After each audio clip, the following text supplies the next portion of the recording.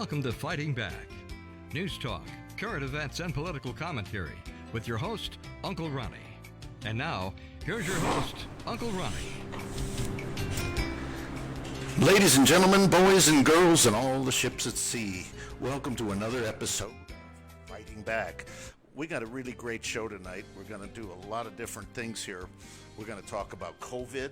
We're going to actually talk to a former state senator, a leader of the Navajo Nation, and it's going to be really exciting. And one of the things, for those of you that have listened to most of our shows, this man is a Democrat. That's right. We're going to see an actual Democrat. And usually we have Republicans on this show, so get your cameras ready. And as soon as we have this Senator Albert Hale on the show, I want you to take a picture. If you're listening at home on the internet, you do that, because this man is a real Democrat, and he's a great guy, even so. Isn't that right, Albert? He says yes, he is a great guy. Listen, I want to start out on a rather sad note. This past week we lost a really hero, George Sprinkle. Do you have a picture of him? This is George Sprinkle. He passed away this last week. He was a United States veteran. He's an American patriot. He was a Tea Party leader. He was a motorcyclist. And we really will be missing him. And we thank him for his service. As you can see from the picture, he was in the United States Marine Corps. And our condolences out to his wife, Valerie. And we will miss you, George. That's always sad when something like that happens. And it was not expected, at least from our side of the picture.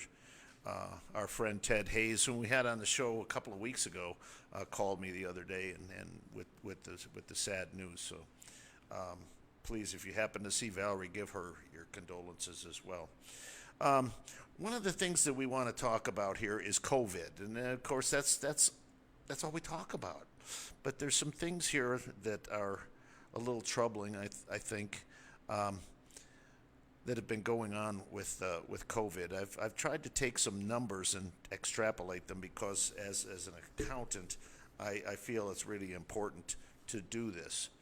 Now, we have, in the state of Arizona, we have less than 4,000 cases with, and the latest death toll was 304. And that's unfortunate, and I'm not trying to demean that number, but I do want you to see what that number is as a portion of the Arizona population. The population here is over 7 million people, and our death rate, I hope you can see this, because last time I did this you couldn't.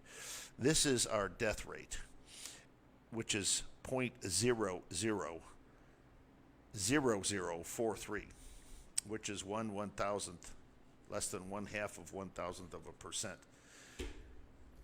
That's still tragic. If it's a member of your family, it's tragic. And if it's someone that you know, it's tragic. And many of you heard me say a couple of weeks ago, my nephew thank God he has recovered, and we're very, very pleased with that. And so we just want to tell you that. Now, of the people, this was the death rate of the people that have contracted this, of the population of the state of Arizona, is this. Okay, that does not mean, I don't want anybody to think for a minute, this does not mean that this is a serious disease, because it is. The thing that we have to pay close attention to with this disease is that some of the things that we're being told are incorrect. Now, what are you told? One of the things you're told is that it's generally older people. Well, that may be the case in the national basis, but in Arizona, it's people between 20 and 44 years old. They make up 37% of the people that have COVID. Surprisingly, the people over 60, 65 make up only 27%, and those 45 to 64 are 33%. So 2/3 of the people are between 20 and 64 years old, and they're leading you to believe that it's people that are in their 70s or older. So one of the things there that's really important to pay attention to. I think that the number that is only 4% of those that are under 19. Not sure why. Probably because they're the healthiest people around. And so please pay attention to these numbers. This is a serious thing. If you're careful, and I always stress that, be careful always with what you do. Keep your distance, wash your hands, but you don't have to be a hermit. As we found out last week from having Dr. Salvino on the show, the important thing here is to get exercise, to go out, get some sunlight, stay healthy, get that vitamin C and vitamin D in you, and move around. Don't sit on your butt in your house. Viruses grow in darker, cooler places, so if you go out in the sun, I think we've hit 100 today. Is that right, Mr. O'Connor? I think we hit 100 degrees or more. So hopefully we'll see this virus being baked out because of the heat and dying, and that's a good sign. So, at any rate, that's where we're at there. One of the really sad things, and I want to talk about this because these numbers that we're looking at, I think, have been overstressed a little bit because this last year, 2019, we had the worst flu season in 4 decades. We had over 80,000 Americans that died from the flu, and we had 900,000 Americans hospitalized. That's something you're not hearing right now. We're nowhere close to that with COVID, having that many people hospitalized. The death rate could go up because this is an extremely contagious virus. It's not anything that you want to have take lightly. Let's put it that way. And the reason for that is that this thing it could be a killer if you're. But the thing is, if you're good health, it may not attack you like it would for people that are not in good health. And there's some talk now that a lot of the numbers, the COVID numbers, are still some of these people that had the flu and not COVID. But we're going to have testing here in Arizona this next week, and that's really important because we're trying to find out who's got it, who hasn't had it, and they're doing this thing about antibodies and see who in fact has antibodies that well, if you have antibodies, you probably had at least a mild case of this. But there's things that they can do through the miracle of modern medicine. They can take some of the blood from people that have antibodies and put them into others that have been ill, and it will help cure them. One of the things, too, that I'm trying to find the notes on this. It's been one of the things that's happened. I can't ever say that word right. Hydroxychloroquine. That's it. That's what I'm sticking to that. How's that? At any rate, they're finding now that has been 91% effective if they catch it before the later stages of this virus. So there's a lot of controversy over that. This is a proven drug. And please, if you have to see a physician, but it's not one of those things that probably is going to do much damage to you. Now, let's do something a little lighter.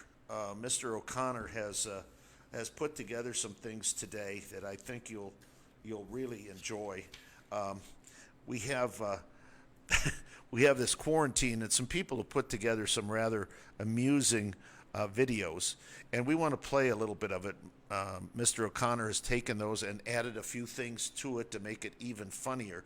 But, you know, when married couples, family gets together and combined in a small location for days and weeks on end, sometimes nerves get a little raw. So the first one, we have a lady who is hiding in the closet, and she's talking about her husband and how he's driving her nuts. So, Mr. O'Connor, if you'll do the lady in the closet. California, day 12, being quarantined with my loved ones. At first it was okay. It was like a really nice long weekend. And then madness. It's too much togetherness. This entire experience has made me very much aware that I want a man in my life, just not in my house. Hook up my DVD player and my my printer, maybe help me flip the mattress now and then get out. Yesterday, the man asked me where we keep the spoons. The spoons. For God's sake, we've been married 31 years. The spoons are kept where they always are kept, in the silverware drawer. He recently found all of the old cassettes of music that he used to listen to when he was in high school and thought it would be fun if we just listened to those songs yesterday. There's only so much of the band America a person can listen to. I mean, that stupid song, riding through the desert on a horse with no name. It's not deep, it's stupid. I mean, name your horse, for crying out loud. Prickly Pete's a good name. Snoopy. Just name it and be done with it. I'm hiding in here because I don't think he can find me in here. I mean, the man can't find the spoons. Chances are he's not going to look in the closet for his wife. And if he does, I'm going to have to watch all 5 of the Planet of the Apes movies. He thought that would be a good time for us this evening. Oh, the horror.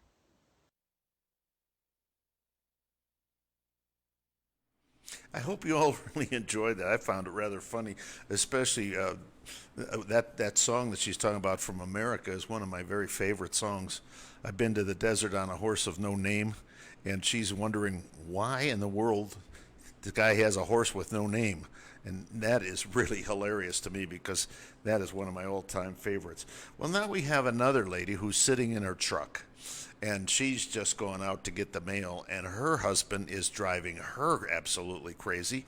And so, Mr. O'Connor, let's see what she does. California. Day 19 of sheltering in place with my loved one. I'm closer now than I think I ever have been to hurling myself into a trash compactor.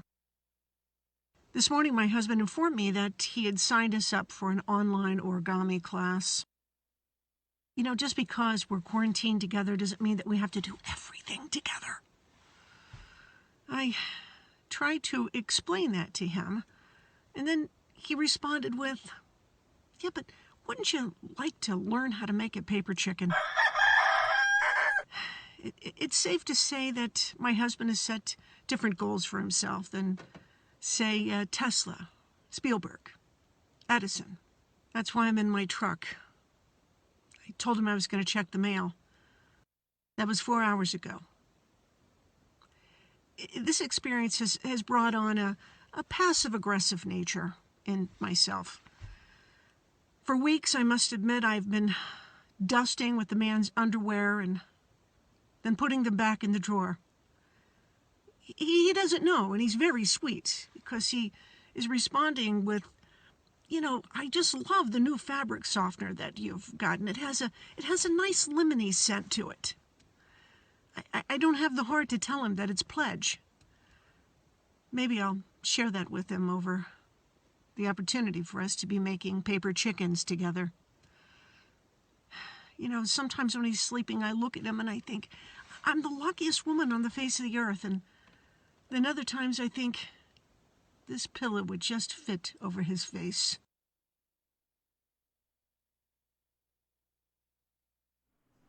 Okay, so at any rate, don't let anybody ever do your underwear to wipe down the dust in the house, especially the lemony flavor. Finally, we have one other thing. Same lady, and we call this the buns of steel. You'll see why in a minute. California, day 26 of sheltering in place with my husband. You know, it's a sad day when you realize that you're going to have to kill a loved one. So I'm back in the closet again. My husband announced a couple of days ago that we need to exercise more. And the man ordered a Stairmaster. I asked him why he did this, and he said that people like walking upstairs. I pointed out to him that they really don't. That's the reason why we have elevators. I'm not saying that he doesn't have a point. I mean, my main food groups during this time have been salt, chocolate, pizza, and Pop-Tarts. But I got to tell you, I resent workout tips from a man who gets winded pulling the carts apart at the grocery store. And so he told me that if I got in shape, we could go to Hawaii this summer. I could wear a thong bathing suit. There's so much wrong with that statement, I hardly know where to begin. First of all, a thong? I'm pushing 60. There are certain things women pushing 60, built like me, don't wear, and thongs are one of them. I'm certain I would look like a sumo wrestler in a thong. And they seem very uncomfortable, too. I mean, I want to pull my underwear out of there when it goes there naturally. And then there's the fact that I'm incredibly pale. I mean, me on a beach at all, people would be mistaking me for a mime. They'd be yelling things like, "Hey, do walk the dog. Pretend like you're in one of those boxes." I'm just going to have to get out of the closet and break the news to him that I really don't want buns of steel. Wouldn't mind buns of cinnamon, though.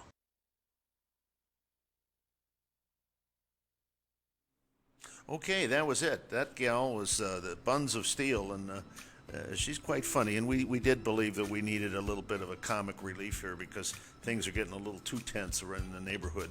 We're going to take a short break, and then we're going to have Senator Albert Hale back here.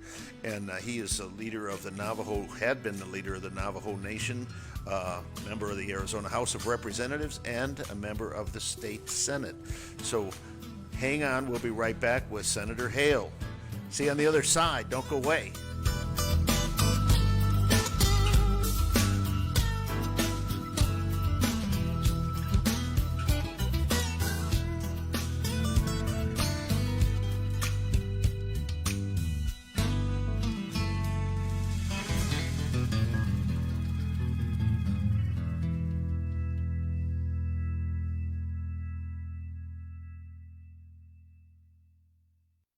China is the oldest culture in the world, with a written history dating back some 3,500 years. And even 3,500 years ago, China's civilization was old. What do they attribute their longevity to? Healthy eating.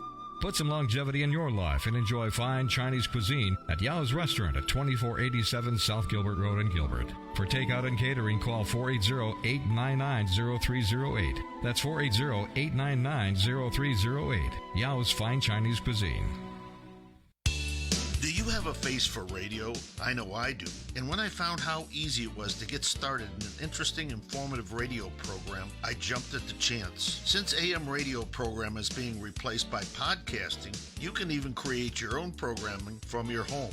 Hi, I'm Ron Lutters, better known as Uncle Ronnie on my Fighting Back radio program. If you have a business, a hobby, or a passion and you would like to share that with others, then podcasting may be for you. With strong desire, some talent, and a deep passion, you too could get your radio message on your very own radio programming on Hub Radio Phoenix Network. We have one of the best broadcast engineers in Arizona to help you every step of the way. If you are interested in the enjoyment of podcasting, call me at 602-677-1496 to discuss the effective and affordable way to own your very own radio program. That's 602-677-1496. It's coming, and it's coming fast. Hungry for something new in the fast food industry? Tired of stale hamburgers, fries that taste like wallpaper paste when cold? High-priced fatty foods that even a dog won't eat? Well, something new is coming, and it's coming fast. The Meatball Express. Say what? The Meatball Express. Pure and wholesome beef, pork, chicken, turkey, or even shrimp meatballs topped with your favorite gravy. Red sauce garnish or served with hot, fresh garlic bread. The Meatball Express. I want to live better and do more for the environment. I just want to be healthy, but I don't even know where to start. I just subscribed to an awesome magazine called Green Living with great tips, events, and recipes that help me go green and live healthy. Green Living magazine will inspire you to make eco-conscious decisions for a healthy life and a healthy planet. Pick up Green Living today at Fry's, Whole Foods, and 500 other locations statewide. Or subscribe at greenlivingaz.com. Find us on Facebook, Pinterest, and Twitter. Live, work, and play green with Green Living magazine. Lori Klein Corbin, your Arizona National Committee woman. I'm honored to represent you at the RNC as your conservative voice. As many of you know, I am an early supporter of President Trump and was Arizona Women for Trump chairman in 2016. And I coordinated the very first Trump rally in 2015 in Phoenix. As your national committee woman, I'm fortunate to be part of the RNC Rules Committee, where I've worked for the past 4 years as an outspoken advocate for you and our president.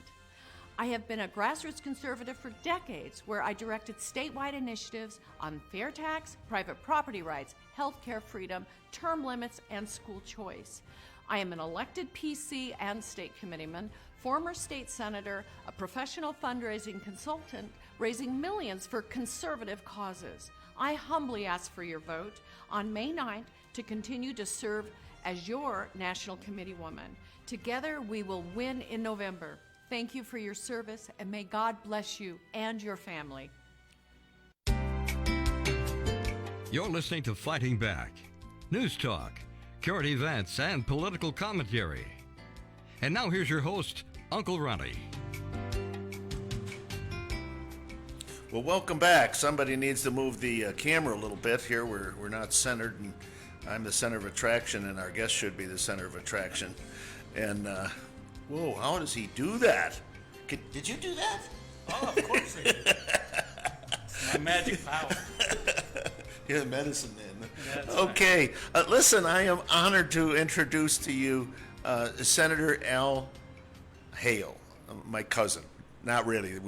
We have the same name, but his is a derivation of a Navajo word, and he's been the chairman of the Navajo Nation, and he's been also a state senator, a state representative, and a man of great distinction, and one that his wife is here, and I understand you've traveled the world, so more than I have done. I've just been to Europe, and that was about that, and so it was great. But I wanted to talk to you about a goodly number of things here. First of all, we're really honored to have you, and I want you to tell our audience. First of all, I want to say welcome you in your native tongue. Yatahe. It's Yate. No hay on it. No hay? That's just Yate. that's the white blood in me, I guess, or The white version. white version of Yata, whatever. At any rate, he's got just a fantastic background. And tell us a little bit, first of all, about the Navajo Nation. And a lot of our viewers know we have reservations here, but they don't know why or how or where they're at. For different Indian reservations or different Indian tribes, how those reservations, what we come to call reservation land, have come into being is basically different from one tribe to another. As the white people came on from across the big water from Europe mostly, they settled into the east, around the east coast of the United States initially. And they started taking land away from Indian tribes and pushing them westward, and as they pushed them westward, they were deemed to be in the way of, quote, progress, manifest destiny. You probably heard about it. And that was the push, and the Indian people were being pushed, constantly pushed, and they were fighting. They were the original fighters against terrorism.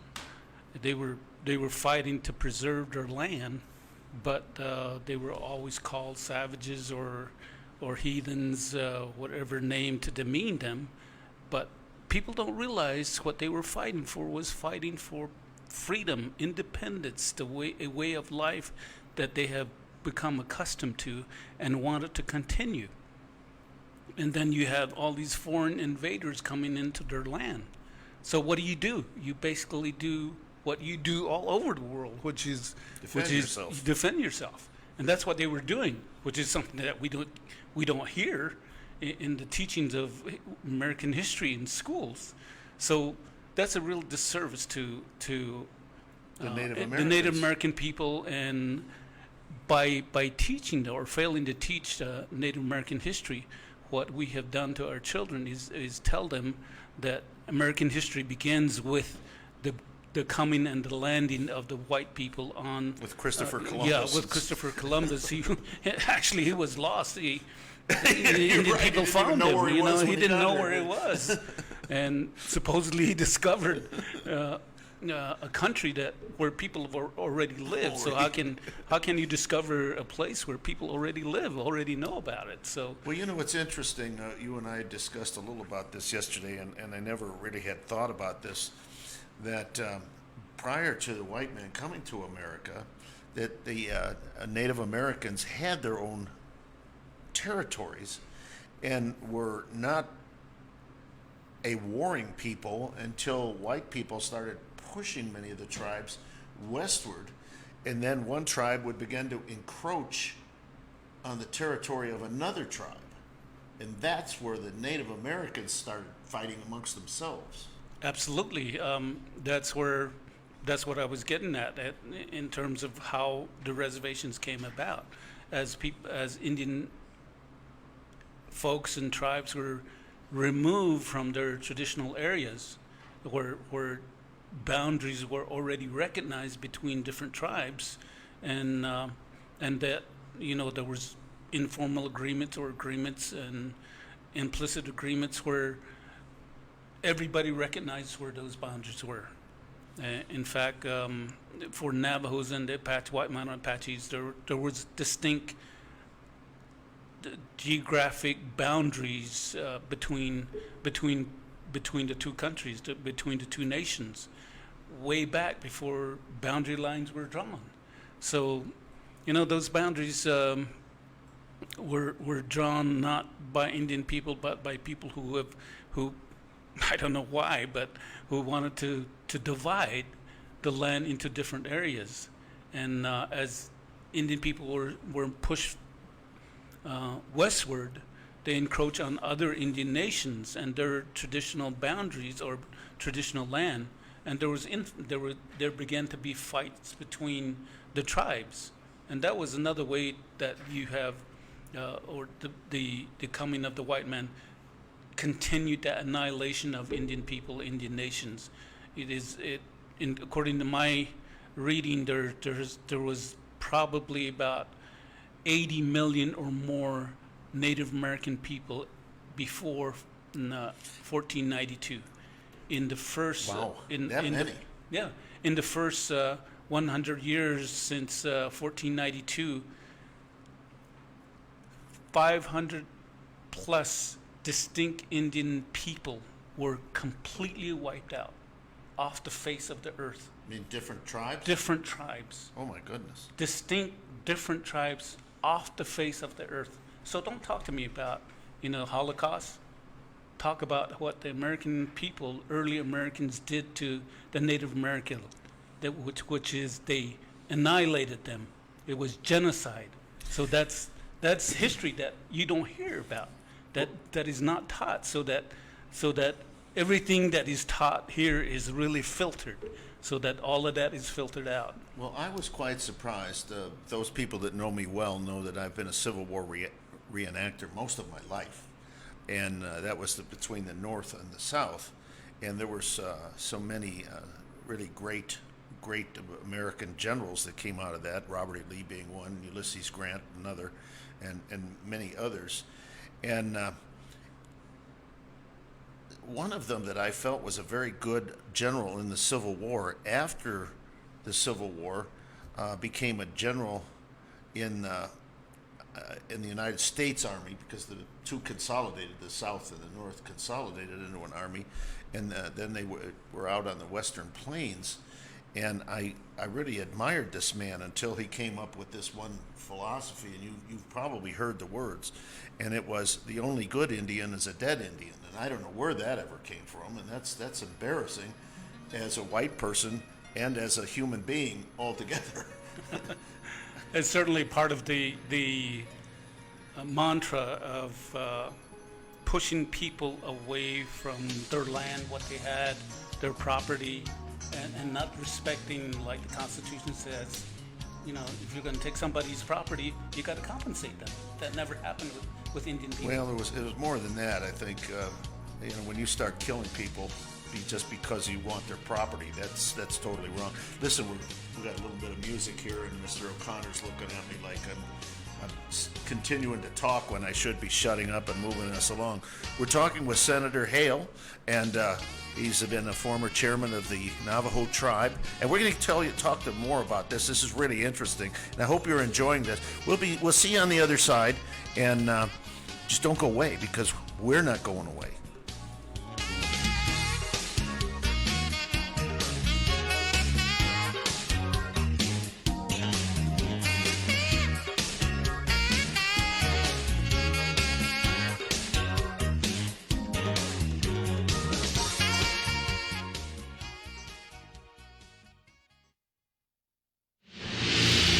Wild Tiger right here in Phoenix, whoa, big fella, is reminding everyone to please give blood. By doing so, you may save the life of a child, surgery patient, or an accident victim. So give blood. It's safe, it's simple, and it's needed. That message courtesy of Wild Tiger at 2631 North Central Avenue in Phoenix, where they invite you in to enjoy the finest authentic Thai cuisine like Si Penang, Pad Thai, and ginger fish. Stop it or call 602-241-8995 for carryout. Wild Tiger is on the air because they care.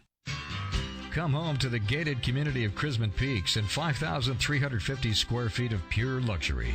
Floor plans include 5 bedrooms, 5 baths, 4-car garage, home theater, even guest quarters. Breathtaking views are included at no extra charge. For more information, call 602-505-0004. Custom homes with the quality you expect, the value you demand. Call 602-505-0004 today. It started 10 years ago as a conservative discussion group to combat leftist liberal ideas that were destroying the American way of life. Thus, the Arizona 2010 Project was born. Over the years, it grew and embraced the Tea Party and had a dynamic effect on local, state, and national elections. That's right, the political power of the movement has grown, and now, on its 10th birthday, the Arizona Project has moved to a bigger location and has expanded its vision. The Arizona Project is now producing podcasts, internet radio shows, video projects, along with the same history of obtaining impressive guest speakers and community leaders for our weekly meetings. The Arizona Project is now located at 3238 East Bell Road in Phoenix. For more information, call 602-677-1496. That's 602-677-1496. Please join us to promote the American values that have made this nation great and will continue to make it great. The Arizona Project, celebrating 10 phenomenal years. Camelback Toyota, located conveniently on 16th Street in Camelback, off the 51 freeway, easy to get to right here in the city. You work downtown, stop on your way home, take a look at some beautiful new cars, used cars. Derek and John O'Malley Jr. and my mechanics in the back, Abe and Jereb and Tom, my man Jake, Felix, John Wicks is there, Levi. They are trained and trained heavily. They know everything backwards and forwards on any Toyota. Customer satisfaction, numero uno at Camelback Toyota. You're listening to Fighting Back. News talk, current events, and political commentary. And now here's your host, Uncle Ronnie. Corey Klein Corbin, your Arizona. No, it's not Uncle Ronnie. I'm honored to represent you. That's Uncle Ronnie. This is Uncle Ronnie. That wasn't Uncle Ronnie. Any rate, welcome back. We're visiting here with Senator Hale, and it's really interesting to listen to this man. He's a man of great leadership skills and a lot of knowledge of the history of the Navajo Nation. And we know a little bit now, but tell us how we got this nation within a nation. Well, at the beginning, there was a recognition of Indian tribes as being sovereign entities, sovereign nations. When the Europeans first came to the United States, which became the United States, the land that became the United States, there was the government that came into being under the Constitution recognized Indian nations as separate, distinct, sovereign entities, sovereign nations. So to define the relationship between different Indian nations with the United States government, they entered into treaties, which is only done between separate nations. Like you can only enter into a treaty with Great Britain, for example. And Indian nations at the beginning were treated as a separate country. Separate country, equal to Great Britain or other foreign nations that the United States entered into treaties with. That treaty-making policy came to an end in late 1890s. But fortunately for a lot of tribes, including Navajo Nation, whose treaty with the United States government was entered into in 1868, but after what we call the Long Walk, and being in captivity, being prisoners of war in Fort Sumner, New Mexico, for 4 years. And finally they It's out around Santa Fe? It's way south. It's close to El Paso in that area, and it's where they were finally released by negotiation of a treaty. They negotiated the terms of the treaty, and that established a relationship between Indian Nation, in this case the Navajo Nation, the Navajo people, with the federal government. And the federal government took on the responsibility to provide certain things like education to Indian people, health service to Indian people, farm implements to Indian people, and basically made a promise that they were going to provide all these things to Indian Nation, Indian people. I guess you can say that it was sort of like a payment for the taking of the land, and that's the reason why you see a lot of federal funds going directly to Indian nations, because of those treaty responsibility, what we call trust responsibility of the federal government to Indian people, Indian nations. You know, interesting, just as an aside here, a lot of people may not know this, but we have the amendments to our Constitution. The 15th Amendment gives black people the right to vote. They were slaves, but it did not. Did you know this? It did not give Indians the right to vote. Even though you're the native indigenous people in our country, you didn't have the right to vote. It was actually your country. Here's another one for you. Indian people were not considered citizens of the United States until 1924. Really? And they didn't get the right to vote until 1932. After a long That is amazing. litigation. That is amazing. Now tell me about this. You know, you were in government, okay? So you were the tribal leader, you were state senator. Now we have these political entities. You have a tribe, and you're in 4 different states. Is that correct? We're in 3 different states. Four Corners, we take up 3 of the four corner states: Utah, New Mexico, and Arizona. Not Colorado. Not Colorado. The nation recently bought some land within Colorado, so I guess we now have land in all 4 of the four corner But you states. have this political entity. Now all of a sudden, you're in at least 3 states, and questionably whether you're in 4 states.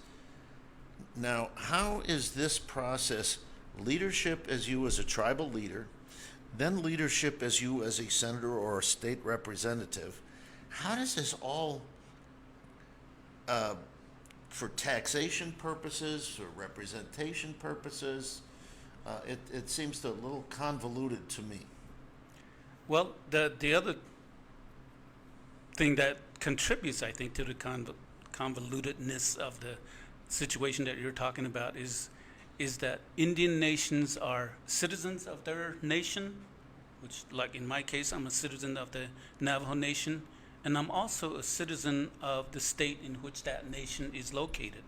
So if the Navajo Nation is located, like in this case, in the state of Arizona, I am also a citizen of the state of Arizona. On top of that, I'm also a citizen of the United States. So I'm a citizen of 3 different... 3 political entities. 3 separate different entities.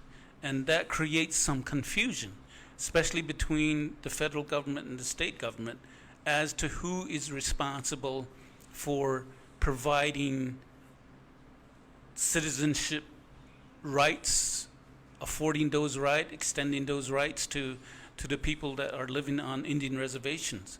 So there's always that conflict between the federal government and the state government.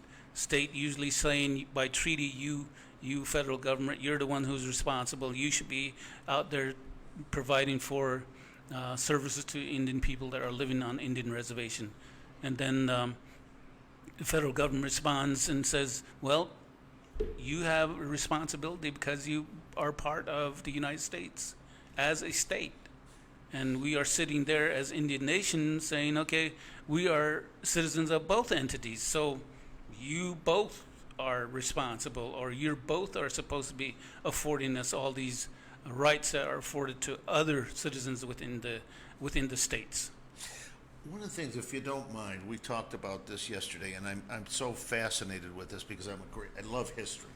I love history, and I believe that the Navajo code talkers in the Pacific Ocean, those that were in the United States Marine Corps, were just absolutely helped the United States win this war. And it was only a handful, and we did a little bit of a number here. If Mr. O'Connor could play that, I'd really appreciate it, because these men were my heroes. And there was a movie made about them called Wind Talkers, but they were actually code talkers.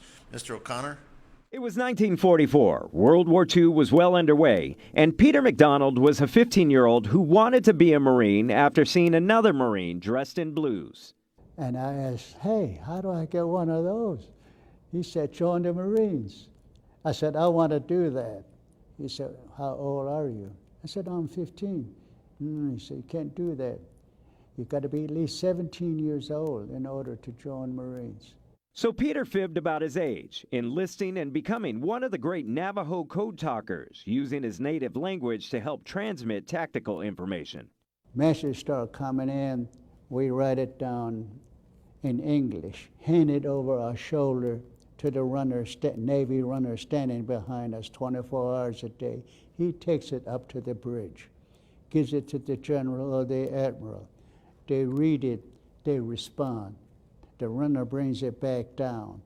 If on top of that message that he brought back down says Arizona, New Mexico, we send that message back out to where it is intended in Navajo code.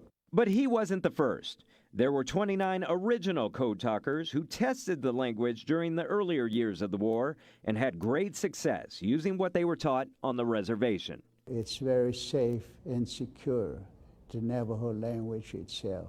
Pronunciation of quite a few Navajo words, this is coming from the anthropologists, that are very difficult to pronounce. Some words sound the same as another word with a small inflection of the tongue or the girdle. You could mean different things. So Navajo was chosen. Many credit the Navajo code talkers for the success of the war. How does that make you feel? Most of us, when we learn of this, we say, oh, wow, that's us, huh? So it made us feel good that we had something that was not of our own saying, but someone else. Someone used to say, those dumb Indians, those good-for-nothing Indians, are now saying, hey, if it wasn't for the Navajos, we would never have taken the island of Ewo or many other islands that were very tough all through the war.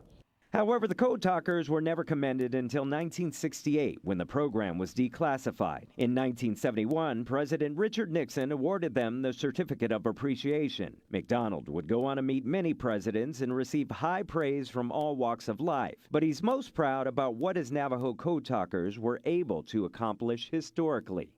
It's the only military code in modern history never broken by an enemy, they say. So, they like to use Navajo code for almost all code systems, even though we were supposed to only send top secret confidential messages. Now, McDonald would go on to use his GI Bill and go and get his degree. He would later become the Navajo Nation tribal chairman for 4 terms between 1970 to 1986 and was once referred to as the most powerful Indian in the United States. Okay, these were really remarkable men. You know, you study wars, and I'll tell you, that was one war. My daddy was over there in the Pacific. He was over there along with these gentlemen. He might have even known some of them. But I just can't even imagine fighting like that on these islands. And the Japanese were such that they fought to the death. I mean, they weren't joking around. And war is not a good thing. I hope we're beginning to realize that war is fought because people, like I was saying earlier, won't compromise that we just talked. Yeah, nobody's willing to compromise on issues that affect the entire world, and as a result, people get digged into different positions, and they don't want to recognize that they're part of the world, and as a result, then one tries to voice its beliefs and way of life and try to change different groups of people to be like them. That's the history of Native American people. Like, we have been subjected to all these wars, and the whole purpose was to reinvent us, or to mold us into how we are viewed by the dominant society, by the white folks. That's why we have no education in the English or Navajo language, or no education that's provided through the state system on Native American history. It seems like, in my experience, what has happened from the state level is anytime Indian nations are moving forward and making progress and beginning a project that makes money. The casino is a good example. The state is always there saying, give me my piece, give me my piece. And then, but they never put anything up. Like, they don't put up the land, they don't put up any money for the building of the casino, nothing except to Does the Navajo Nation have a casino? I know there was a lot of discussion about that years ago. Did they ever actually build one? Yes, they have a casino right outside Flagstaff. They have another one outside of Gallup, New Mexico. They have a couple of them around Farmington, New Mexico. So, but they got into the casino late in the business. Yeah, I've never been one that's like the casino concept. I'm, my background, I'm an accountant. I did take some political science as well, like you, but my degree was in accounting, and as such, I believe that economies work on productivity, not necessarily services. Services are a part of, after goods are produced, then services can be. In other words, you build an automobile, then you have a mechanic. That's a good concept if you're off the reservation. How do you, when reservations are established, and then the government says you can't do these things, you can't do these things, and you have no capital to develop whatever resources you have there, and the only resources is you have land, you have people, and then you have some natural resources like uranium, coal, oil and gas, but then if you don't have those things, like a lot of Indian nations, a lot of smaller Indian nations, then what do you do? Well, I understand the need. I would the prefer. casino seems to be the only thing that Right. would be able to do something. I personally would prefer that industry is built there. Mr. O'Connor, do you know if Neil has gotten hold of Buddy Hall yet? Okay, we need a call in here. Mr. Neil, if you're around, and we'll do that for a minute. We want to get a special call in here. One of the things that has always fascinated me about the situation here on the reservation is that years ago, and I think you were a product of this, in the Indian schools where you actually left your home and went to a larger community. Here we have a road called Indian School, and there was an Indian school actually on the corner there. I remember it well, and my friend Leo Begay actually went to school there. You were a product of that too, I believe, weren't you?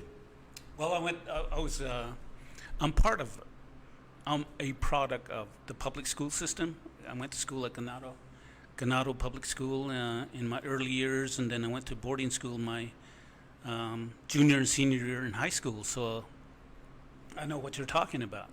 But as it applies to Indian people, and we were talking about the treaty earlier, that's a treaty promise. That's a treaty obligation of the United States government. In the treaty, Navajo Nation 1868 treaty, it says that the federal government will provide a school building and a teacher to teach all the English and everything else.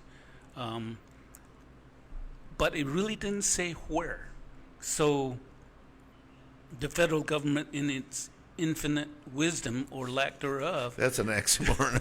Oxymoron. Or lack thereof, I said.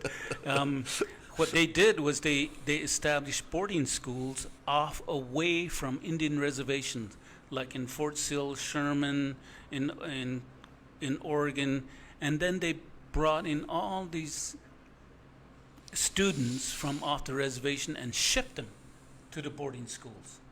For, a lot of them left their mothers and their fathers. That's what I was going to say. Isn't that in their a formative shame years, that they left their families when they really probably needed them most? When they needed them the most.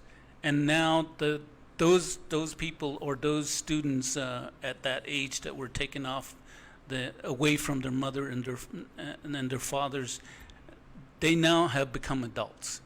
And what they were subjected to, which was corporal punishment in those boarding schools, those types of punishment are intergenerational. Abuse of children or any type of abuse is intergenerational. Mm-hmm. So they saw that was the way, maybe that was the norm in terms of how to treat other kids, and they did that. They're doing that to their own kids. So now you see the result of that, where you have a real high percentage of child neglect, child abuse, and violence all over. And we lead the country in statistics in terms of those types of violence, those types of abuse. One of the ways that I actually met the senator, I've seen him in action. He was on the floor of the Arizona Senate. I've known him long before he's known me, because I used to sit up in the gallery and watch legislation being made, which is kind of an ugly thing. But at any rate, here's a document that he's put together yesterday, and he came here in our studio. This virus knows no boundaries. It doesn't say, hey, we're not going to go on the Navajo reservation, which it has. And we noticed that a lot of people, well, I'll just say, I think a lot of the younger people have left the reservation, live in these urban areas, but a lot of the older people, of which this disease is devastating for, are actually still living up there, and they're having difficulties, aren't they? They certainly are. We have a young generation, which means that the majority of the last statistics that I saw was the majority of the Navajo population is around the 20s or 30s years of age, and that's the majority around that age. But you still have a lot of the elders who live for a long time. That's one of the amazing things that I've seen in my own family. My mother died when she was 95. My grandmother on my paternal side died when she was 103. Wow. So those older folks are very resilient. But when something like this comes on, where in Navajo we say it's something that we don't see, it's something that's coming at us, attacking us, and we don't see it, and we don't have a name for it. And so when something like that comes about on people in the rural areas, one time I said in one of my statements on the floor of the legislature, I said the ruralists, and I said I just invented a new English word, the ruralists of the rural country or the rural communities. That's the way I see Indian nations, and They're the rulers of all the land within the state of Arizona. So when you have that type of situation and you have a pandemic that comes in, and on top of that you have very inadequate health facilities to treat these. If you go on the reservation, you have maybe only about 5 major health facilities to serve over 500,000 residents, and they are far apart. Yeah, you were talking. I was shocked at how many people are on the nation. You were talking over 400,000. Well, the last centennial count was that we were approaching.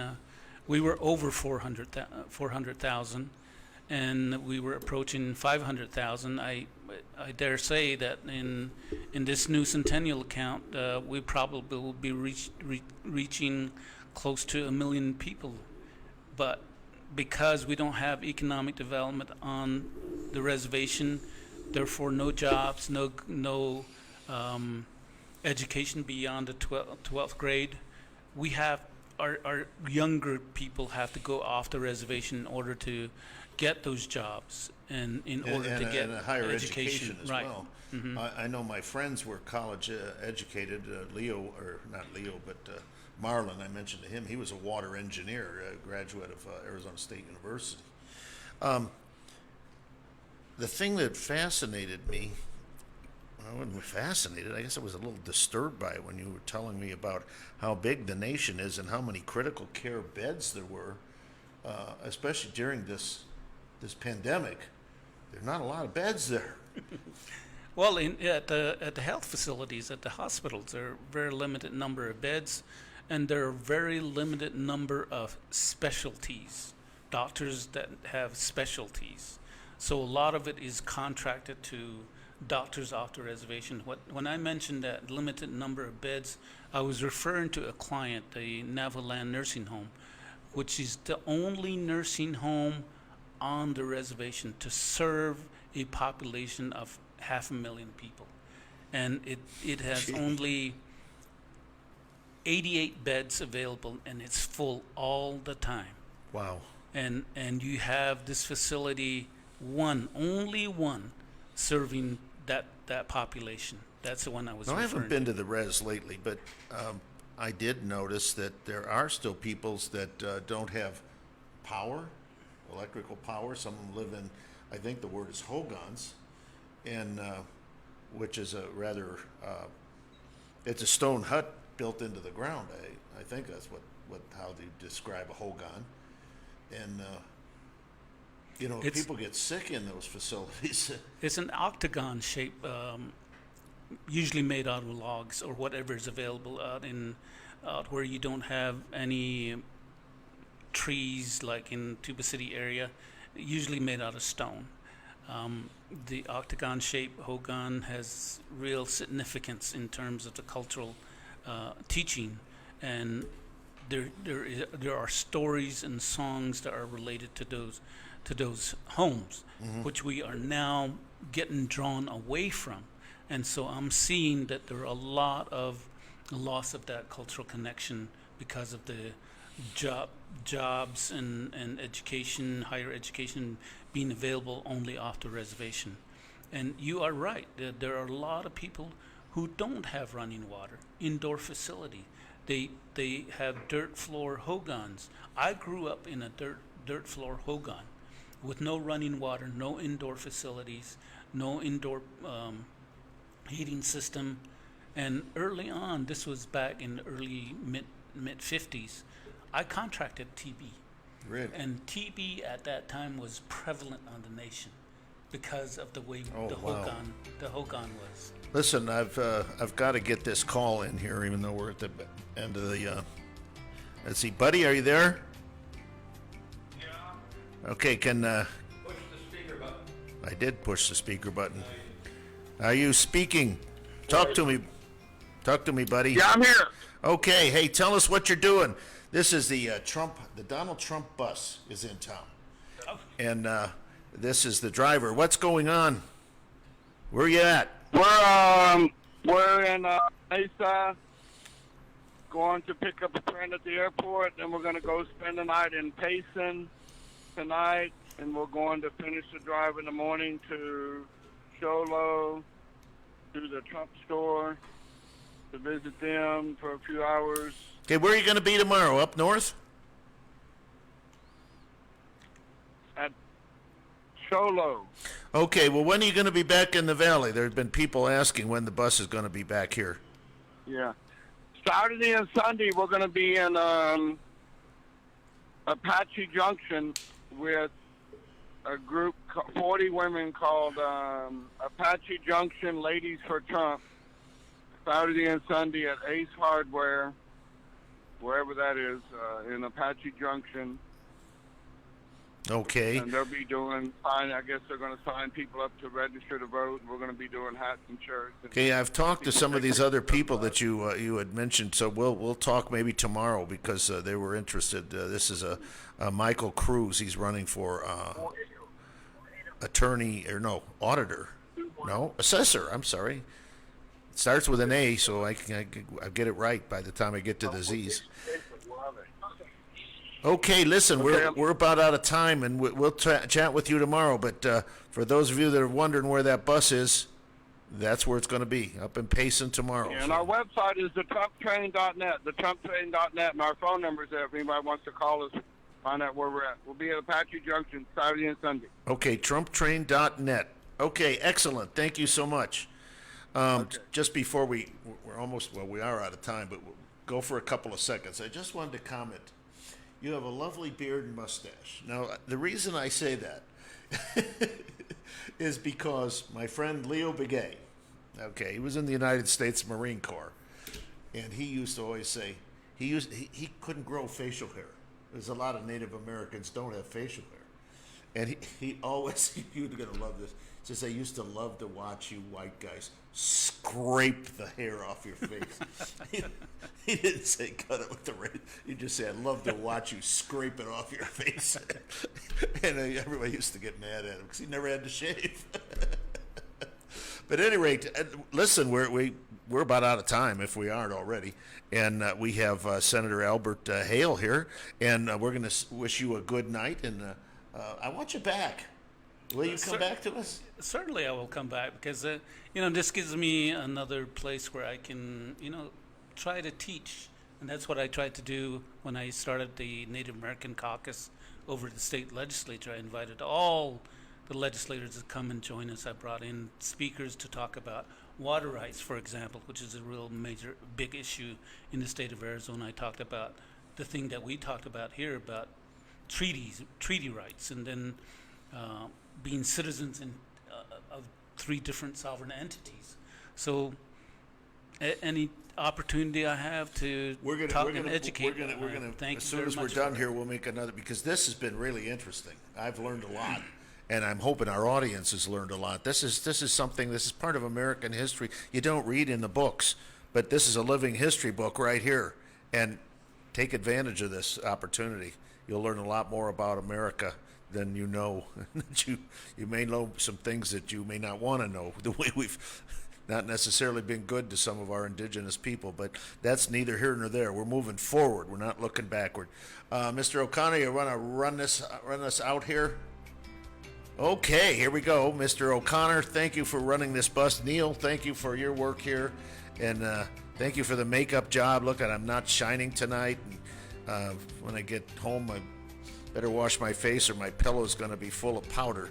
At any rate, we'll see you Monday night at 6:30 for Arizona Project, and then Fighting Back again next Wednesday at 7. See you then. Bye.